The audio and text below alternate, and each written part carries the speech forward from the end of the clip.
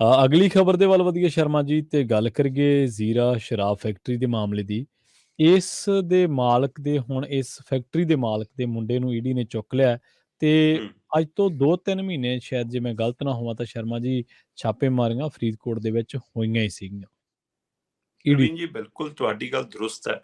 ਹੂੰ, ਈਡੀ ਵੱਲੋਂ ਲਗਾਤਾਰ ਛਾਪੇਮਾਰੀ ਵੀ ਹੋ ਰਹੀ ਸੀ, ਸਾਰਾ ਕੁਝ ਜਾਰੀ ਸੀ, ਪਰ ਹੁਣ ਸਵਾਲ ਇਹ ਹੈ ਕਿ ਈਡੀ ਨੇ ਜਿਹੜਾ ਦੀਪ ਮਲਹੋਤਰਾ, ਜਿਹੜਾ ਅਕਾਲੀਆਂ ਦੇ ਸਮੇਂ ਦਾ ਮੰਤਰੀ ਵੀ ਰਿਹਾ, ਹਾਂਜੀ, ਹੈ ਨਾ, ਅਕਾਲੀਆਂ ਦੀ ਸਰਕਾਰ ਦੇ ਵਿੱਚ ਐਮਐਲਏ ਰਿਹਾ, ਮਾਫ ਕਰਨਾ, ਦੀਪ ਮਲਹੋਤਰਾ, ਉਹਦਾ ਮੁੰਡਾ ਜਿਹੜਾ ਗੌਤਮ ਹੈ ਨਾ, ਗੌਤਮ ਹੂੰ, ਮਲਹੋਤਰਾ, ਉਹਨੂੰ ਜੀ, ਬਕਾਇਦਾ ਮਤਲਬ ਕਿ ਰਿਸ਼ਵਤ ਦੇ ਮਾਮਲੇ ਦੇ ਵਿੱਚ, ਦਿੱਲੀ ਦੀ ਐਕਸਾਈਜ਼ ਪਾਲਿਸੀ ਵਾਲੇ ਮਾਮਲੇ ਦੇ ਵਿੱਚ, ਕੁਝ ਬੰਦਿਆਂ ਨਾਲ ਸੰਬੰਧ ਰੱਖਣ ਦੇ ਮਾਮਲੇ 'ਚ ਗ੍ਰਿਫਤਾਰ ਕਰ ਲਿਆ। ਠੀਕ ਹੈ। ਸੋ ਈਡੀ ਦੀ ਐਂਟਰੀ ਤੇ ਜੀਰਾ ਸ਼ਰਾਬ ਫੈਕਟਰੀ ਦੇ ਮਾਲਕ ਦਾ ਮੁੰਡਾ, ਇਹ 2-3 ਕੜੀਆਂ ਜੁੜਦੀਆਂ। ਇਹਨੂੰ ਤੁਸੀਂ ਹੂੰ, ਬੀਜੇਪੀ ਦੇ ਚੋਣ ਪ੍ਰਚਾਰ ਤੋਂ ਵੀ ਘੱਟ ਨਾ ਸਮਝਿਓ।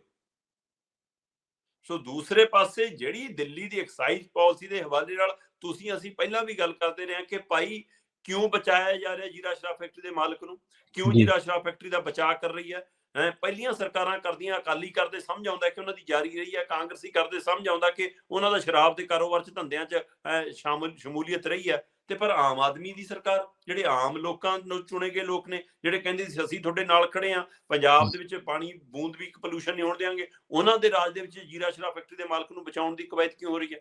ਫਿਰ ਤੱਥ ਆਉਣ ਹੂੰ, ਲੱਗੇ ਕਿ ਭਾਈ ਜੀ, ਇਹ ਨਾ ਤਾਂ ਦਿੱਲੀ ਦੀ ਐਕਸਾਈਜ਼ ਪਾਲਿਸੀ 'ਚ ਬੋਲਦਾ, ਜੀ, ਸੋ ਇਹ ਉਸ ਪਾਲਿਸੀ ਨੂੰ ਬਣਾਉਣ ਦੇ ਵਿੱਚ ਨੀਤੀ ਘਾੜਿਆਂ 'ਚ ਹੈ, ਤੇ ਇਹਨਾਂ ਦਾ ਉਹਨਾਂ ਨਾਲ ਤਾਲਮੇਲ ਹੈ। ਤੇ ਉਹ ਤਾਲਮੇਲ ਕੀ ਸਿਰਫ ਸਲਾਹਾਂ ਮਸ਼ਵਰਿਆਂ ਤੱਕ ਸੀ, ਹੂੰ, ਜਾਂ ਅਰਬਾਂ ਖਰਬਾਂ ਦੇ ਲੈਣ ਦੇਣ ਤੱਕ ਹੈ?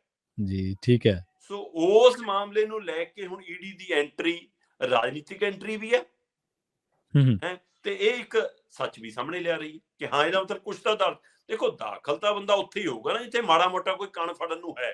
ਹਾਂਜੀ, ਹਾਂਜੀ, ਤੁਸੀਂ ਰਾਈ ਨੂੰ ਤਾਂ ਪਹਾੜ ਬਣਾ ਸਕਦੇ ਹੋ, ਪਰ ਜੇ ਰਾਈ ਉਹ ਨਹੀਂ ਹੋਊਗੀ, ਫਿਰ ਪਹਾੜ ਕਿਹਨੂੰ ਬਣਾਓਗੇ?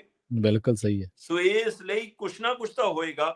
ਸੋ ਹੁਣ ਪਤਾ ਲੱਗ ਰਿਹਾ ਕਿ ਈਡੀ ਨੇ ਦਿੱਲੀ ਸ਼ਰਾਬ ਪਾਲਿਸੀ ਹੈ ਜਿਹੜੀ, ਉਹਦੇ ਘਟਾਲਿਆਂ ਦੇ ਹਵਾਲੇ ਨਾਲ ਪੰਜਾਬ ਦੇ ਜਿਹੜੇ ਅਕਾਲੀ ਦਲ ਦੇ ਸਾਬਕਾ ਐਮਐਲਏ ਰਹੇ ਨੇ, ਤੇ ਜੀਰਾ ਹੂੰ, ਸ਼ਰਾਬ ਫੈਕਟਰੀ ਦੇ ਮਾਲਕ ਨੇ ਦੀਪ ਮਲਹੋਤਰਾ, ਉਹਦੇ ਮੁੰਡੇ ਗੌਤਮ ਮਲਹੋਤਰਾ ਨੂੰ ਗ੍ਰਿਫਤਾਰ ਕਰ ਲਿਆ।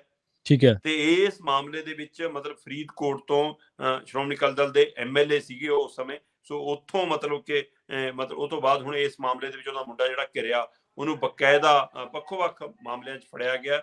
ਤੇ ਮੈਨੂੰ ਹੂੰ, ਪਤਾ ਲੱਗ ਰਿਹਾ ਕਿ ਇਹਦੇ ਨਾਲ ਇੱਕ ਚਾਰਟਰਡ ਅਕਾਊਂਟੈਂਟ ਦਾ ਨਾਮ ਵੀ ਆਉਂਦਾ, ਹੈਦਰਾਬਾਦ ਨਾਲ ਸੰਬੰਧਿਤ ਇੱਕ ਵਿਅਕਤੀ ਹੈ, ਉਹਦੇ ਨਾਲ ਦਾ ਸੰਬੰਧ ਵੀ ਦੱਸਿਆ ਜਾ ਰਿਹਾ, ਉਹਦੇ ਨਾਲ ਇਹਦਾ ਤਾਲਮੇਲ ਹੈ। ਤੇ ਇਹ ਸਾਰਾ ਕੁਝ ਦਿੱਲੀ ਦੀ ਐਕਸਾਈਜ਼ ਪਾਲਿਸੀ ਦੇ ਬਾਰੇ ਨਾਲ ਸਵਾਲ ਫਿਰ ਉੱਥੇ ਆ ਕੇ ਖੜਾ ਹੈ ਕਿ ਕੇਜਰੀਵਾਲ ਜੀ ਬਾਰ-ਬਾਰ ਕਹਿੰਦੇ ਹੁੰਦੇ ਸੀ ਕਿ ਮਨੀਸ਼ ਸਿਸੋਦੀਆ ਨੂੰ ਕਦੇ ਵੀ ਫੜ ਸਕਦੇ ਨੇ, ਉਸ ਨੂੰ ਕਹਿੰਦੇ ਪਾਰਟੀ 'ਚ ਰਹੇ ਆ। ਰਲਾਉਣ ਲਈ ਨੇ।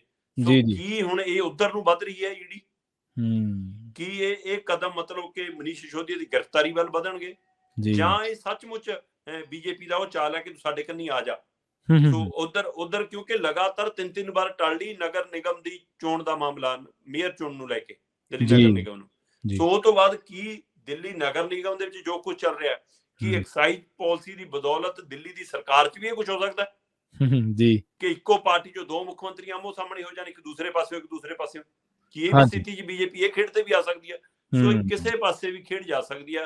ਫਿਲਹਾਲ ਦਿੱਲੀ ਦੀ ਕੇਂਦਰ ਸਰਕਾਰ ਦੀ ਇਸ਼ਾਰਿਆਂ ਤੇ ਚੱਲਣ ਵਾਲੀ ਈਡੀ, ਜਿਹਦੇ ਜੀ। ਬਾਰੇ ਮੋਦੀ ਜੀ ਸੰਸਦ 'ਚ ਵੀ ਖੜ ਕੇ ਕਹਿੰਦੇ ਨੇ ਕਿ ਆ ਈਡੀ ਤੋਂ ਡਰਦੇ ਸਾਰੇ ਵਿਰੋਧੀ ਇਕੱਠੇ ਹੋ ਗਏ, ਹੈ ਨਾ। ਹਾਂਜੀ। ਸੋ ਇਹਦਾ ਮਤਲਬ ਉਹ ਤੁਸੀਂ ਕਹਿੰਦੇ ਹੋ ਕਿ ਮੇਰੇ ਕੋਲ ਡਰਾਉਣ ਵਾਲਾ ਬ੍ਰਹਮ ਅਸਤਰ ਹੈਗਾ, ਤੁਸੀਂ ਭਾਰਤੀ ਸੰਸਦ 'ਚ ਖੜ ਕੇ ਵੀ ਵੋਟਾਂ ਮੰਗ ਰਹੇ ਹੋ, ਹੈ ਨਾ। ਸੋ ਜੀ, ਇਸ ਲਈ ਬਿਲਕੁਲ। ਉਹ ਸਾਰਾ ਕੁਝ ਸਮਝ ਆਉਂਦਾ। ਸੋ ਪਰ ਇੱਧਰ ਹੁਣ ਜੀਰਾ ਸ਼ਰਾਬ ਫੈਕਟਰੀ ਦੇ ਮਾਮਲੇ ਦੀ ਗ੍ਰਿਫਤਾਰੀ ਤੋਂ ਬਾਅਦ ਕਿਤੇ ਨਾ ਕਿਤੇ ਮੁਕਾਬਲਾ ਤਿਕੋਣਾ ਹੋ ਗਿਆ। ਇੱਕ ਪਾਸੇ ਅੰਦੋਲਨਕਾਰੀ ਧਿਰ ਹੈ, ਹਾਂਜੀ। ਦੂਸਰੇ ਪਾਸੇ ਆਮ ਆਦਮੀ ਦੀ ਸਰਕਾਰ ਹੈ, ਤੇ ਤੀਸਰੇ ਪਾਸੇ ਬੀਜੇਪੀ ਦੀ ਐਂਟਰੀ ਹੋਈ ਹੈ। ਸੋ ਇਹ ਤਿਕੋਣੀਆਂ ਲੜਾਈਆਂ ਹੋ ਗਈਆਂ।